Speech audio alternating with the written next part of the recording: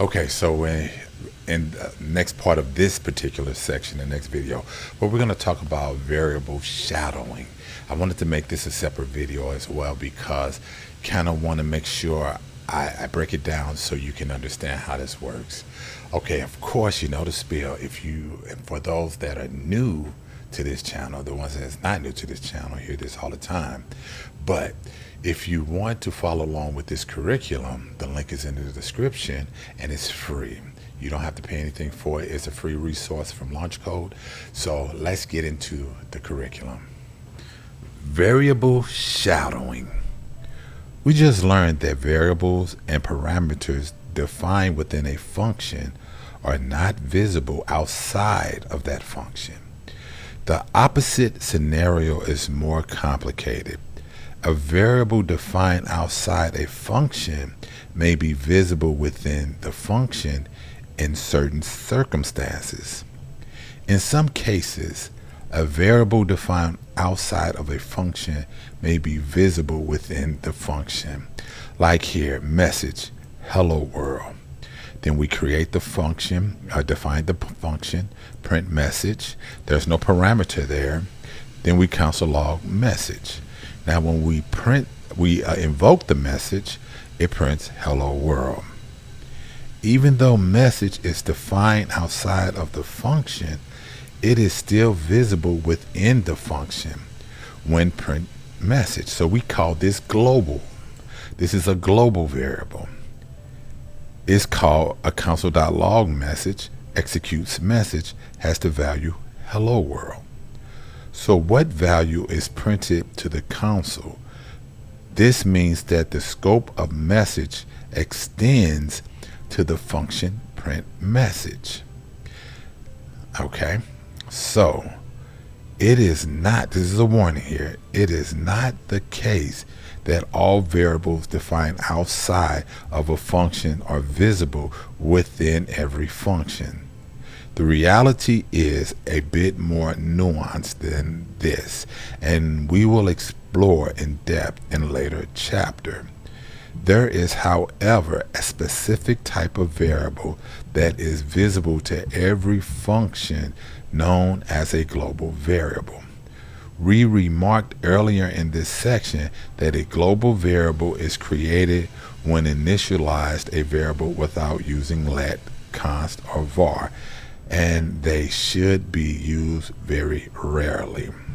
Okay, like I said, we consider this a global variable, but what this is saying here is that when we do not add one of these keywords, it becomes a global variable. We're going to talk about hoisting later, but here let's understand what it's saying. What is the output of the following program from a hypothesis from yourself before running it, I'm sorry. Once you have answered that question, try relocating the declaring message to the other location to see how it affects the program. For example, you might try replacing it within or after print message. Having a hard time reading today, seem like. So check this out. I want you to pay attention here. Go by what you understand. Let's walk through this line by line. We're declaring a variable called message. We're storing a string in it called hello world. Function, we have defined a function called print message. It has no parameters. Then we're console.logging message. Now remember, console.log does not have a return. And so when we come down here and we invoke print message, what's going to happen? Now we got another variable called message, and we're saying goodbye. Then we say print message. Now remember, when it comes to reading line by line for JavaScript, functions are read when they're invoked. So right here, this function is not read by the compiler yet until it's invoked. Once it's invoked, then it goes line by line. But I want you to look at this for a second. And I want to know, Do you know what the result is going to be? All right. I'm not going to open up the console on this because I want you to play with this. You're getting to the point now where you should be able to start playing with the code on your own. An interesting thing happens when a function parameter has the same name as a variable that is in scope. So we have a variable that's on the outside of the function, but then we have it on the, now we're passing it here, they're passing it as a parameter, and we are passing it in the console.log. Then we're printing the message goodbye. So now when I go print message, console and the output is goodbye and not hello world. Why is that?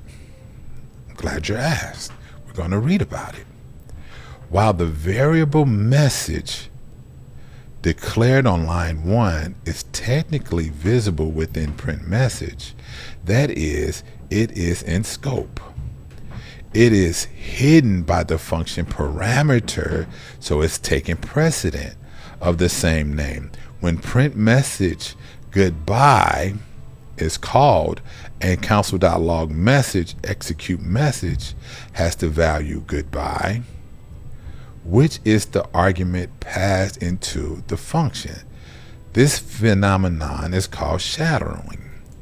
What it's saying here is that this is the actual parameter. This is what's going to get read.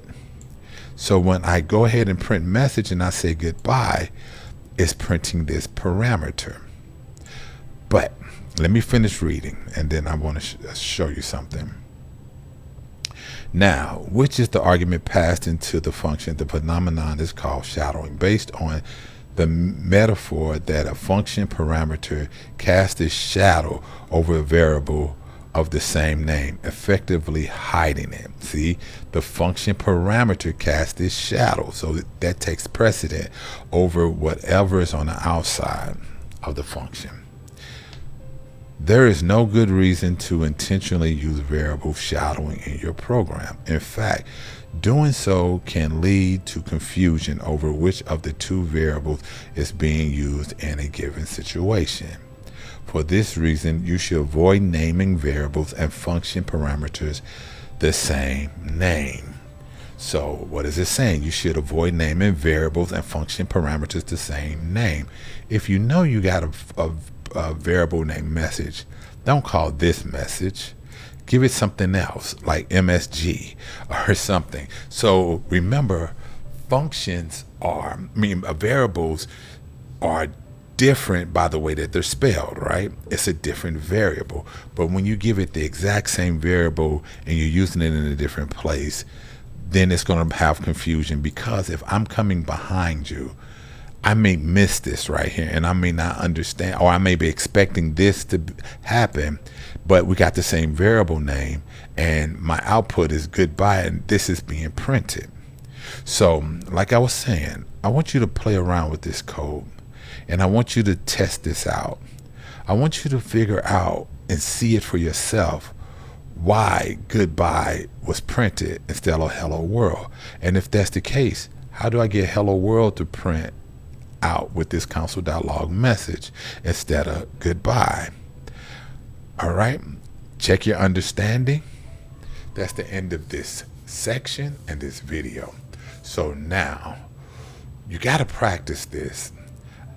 I want you to do it yourself now, because we're getting to that point where you got to start trying it.